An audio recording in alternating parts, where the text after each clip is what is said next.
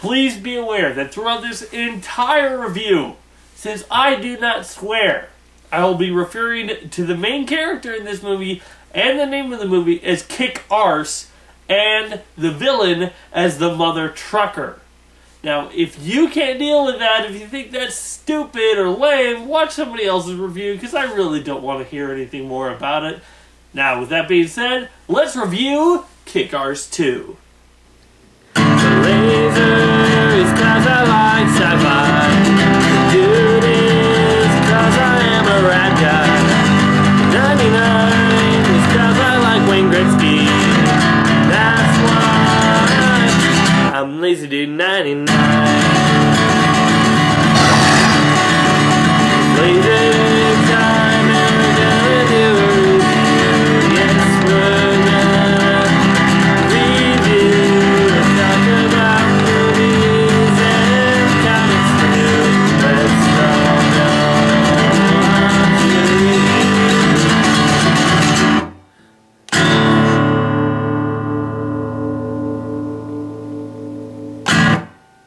Hello everybody, I'm LazyDude99 and welcome to another review. Today we're reviewing Kick Arse 2. So what can I say about Kick Arse 2? Well, when it comes to the first one, I enjoy the first one quite a bit.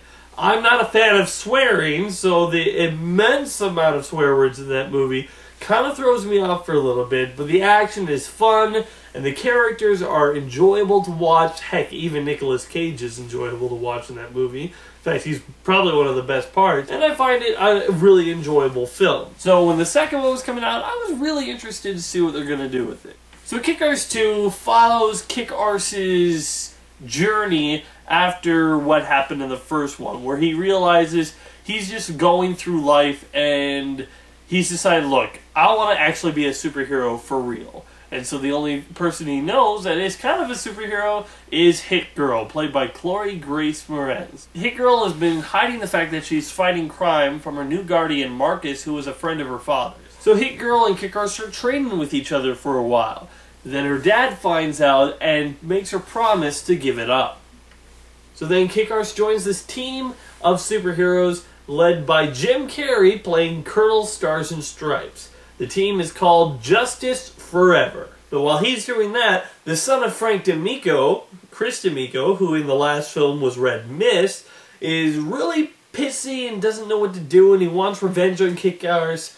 And then he realizes that he wants to become the very first supervillain. So he hires a whole bunch of top-notch assassins and recruits any psychopaths and sickos in order to become the first supervillains to get revenge on Kick Arse and to tear the city to the ground.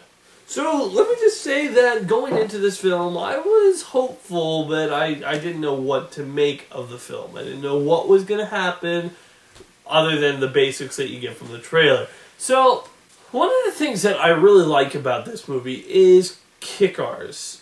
Maybe I should just refer to him as name. Dave. Okay, I'm going to call him Dave. So Dave in this film is actually, he's pretty determined. I mean, we see that after the events in the first one, he stops being Kick Arse for a while, then he looks at his life and he's just like, well, this sucks. I'm not actually doing anything. So he wants to fulfill that need that he was, filling as Kick Arse. So Dave then retrains himself and actually wants to try to learn to be a superhero, and he comes across Justice Forever. So the thing I like about Justice Forever is it really feels like a bunch of people being superheroes. Heck, you have this married couple that they're being superheroes because they lost their son. And I love Colonel Stars and Stripes played by Jim Carrey. I didn't think I would. I think it'd be like, oh, he's a character that's supposed to be cool, but I'm not actually going to find him cool. But I found him really interesting because he was a former mob enforcer that became a Christian and then decided to use his skills to fight crime.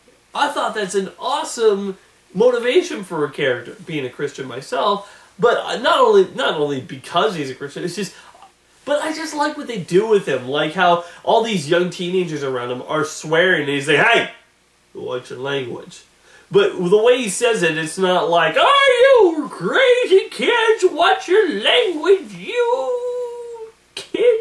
No, when he says it, it actually sounds like he's serious. And I had to keep on reminding myself that this is Jim Carrey. Now, Jim Carrey went on record to say that he was kind of, I don't want to say appalled, but he was put back by this film's violence, which is odd because I think this film is less violent than the first one. There's definitely less blood, and I'm pretty sure less people die. The only thing that I could really point to that might be a little over the top is that one of the evil characters, Mother Russia, gets a scene where she's just wasting a whole bunch of cops. And it's kind of glorified, and you're kind of like, oh yeah, that's cool, but I'm just like, that's the villain, guys. I shouldn't be trying to cheer for the villain killing police officers. But to be fair, I did with the Joker anyway. Anyway, I don't really find what Jim Carrey thought was so wrong about his part of the movie, because his character doesn't kill anyone. I mean, you see in the scene with the trailer where he's pointing a gun to a guy's head and the dog's on his,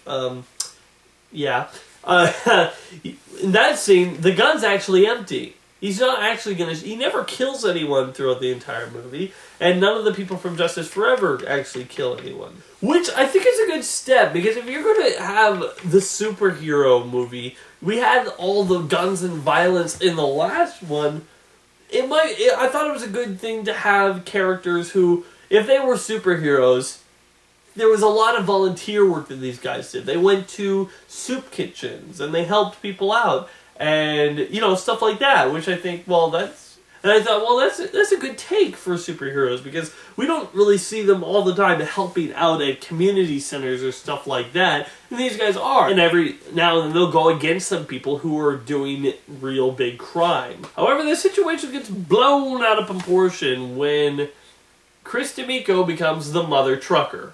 Basically, this is what would happen if you have someone go completely insane with their money, and they already had people that was going to do anything for him because he was the top of the food chain of his crime war now.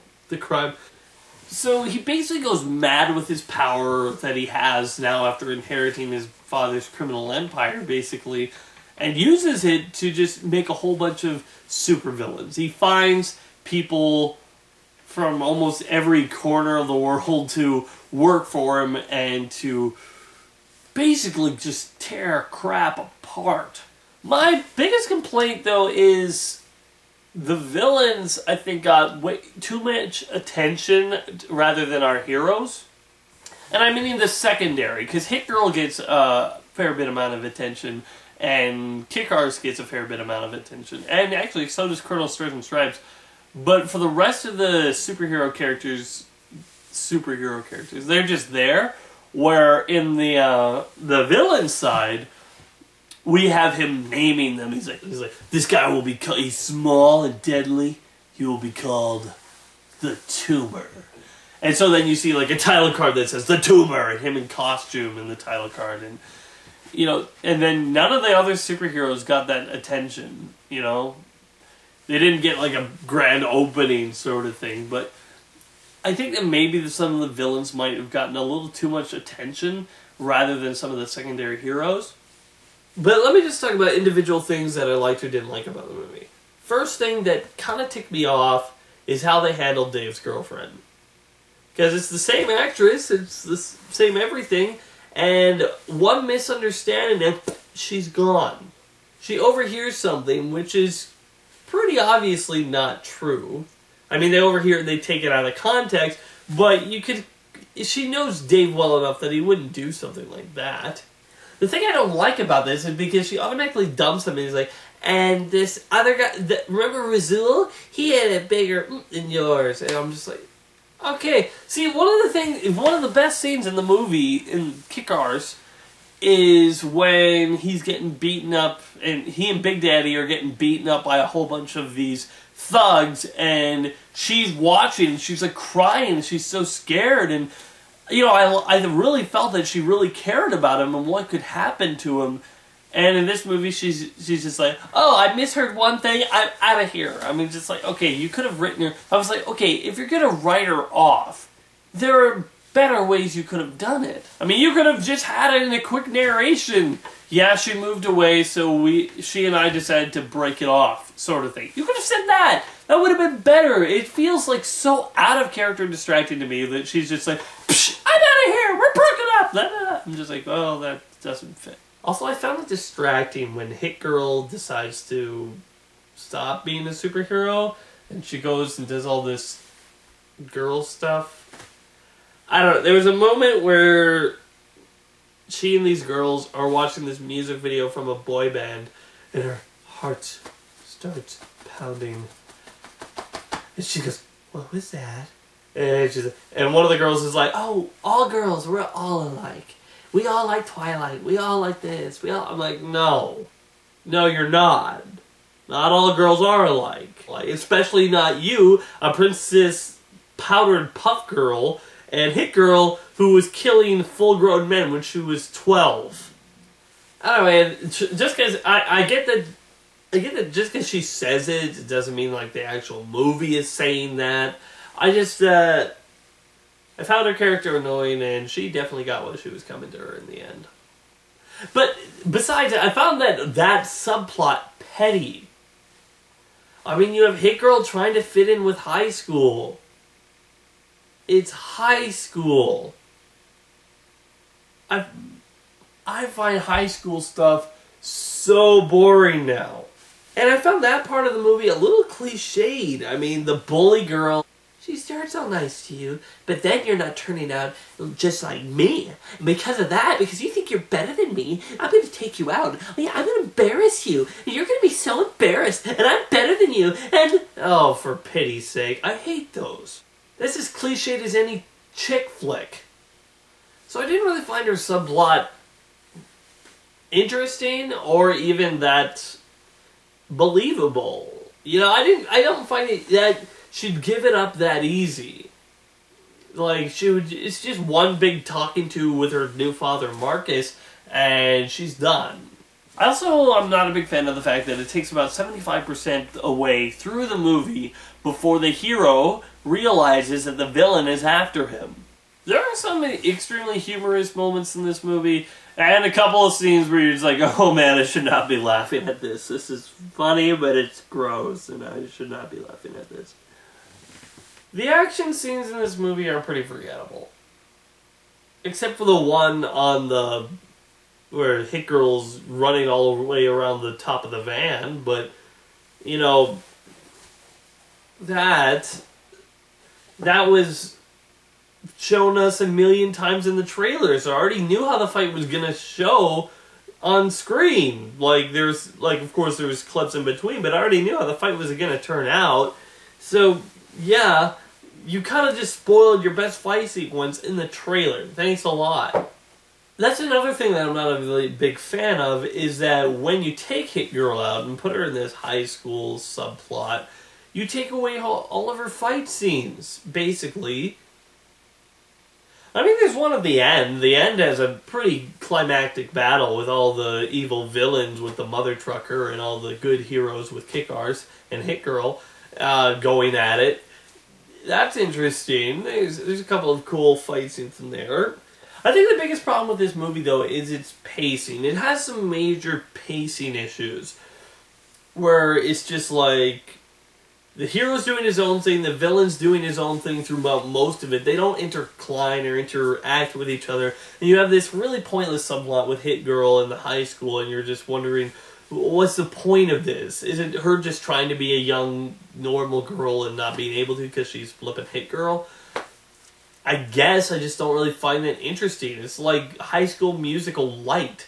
What I mean is, it doesn't feel like a plot that feels like it fits in a Kick-Arse movie. However, even though there are pacing issues, I still find all the characters likable. There's no character in here that I dislike. Well, there's the cliched teenage girl, but besides that, there's no character in here that I dislike. Even the other villains I find kind of enjoyable. I don't really like how Mother Russia takes out a whole bunch of cops, and it looks like we're supposed to be cheering for her. I mean, that scene should feel horrific, not awesome.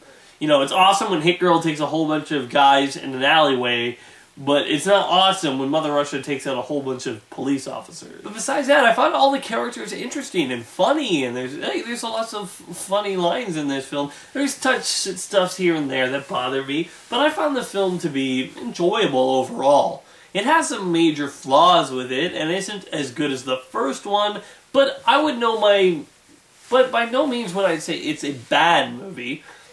I won't fully know how I feel about this film until it comes out on DVD. Because I don't know if I'd be buying this movie on DVD or not. I mean, it might be a fun movie experience to see once, but as for buying to keep and seeing special features and stuff like that, I don't see it. I might rent it on iTunes or something once. In the end, I would say Kick-Ass 2 is an okay movie. I think you'd enjoy it if you like the first one. But I think you'd be able to find that there are parts in this movie that kind of bring it down to it's not as good as the first one. So in the end, I'm going to have to give Kick-Ass 2 a 6 out of 10.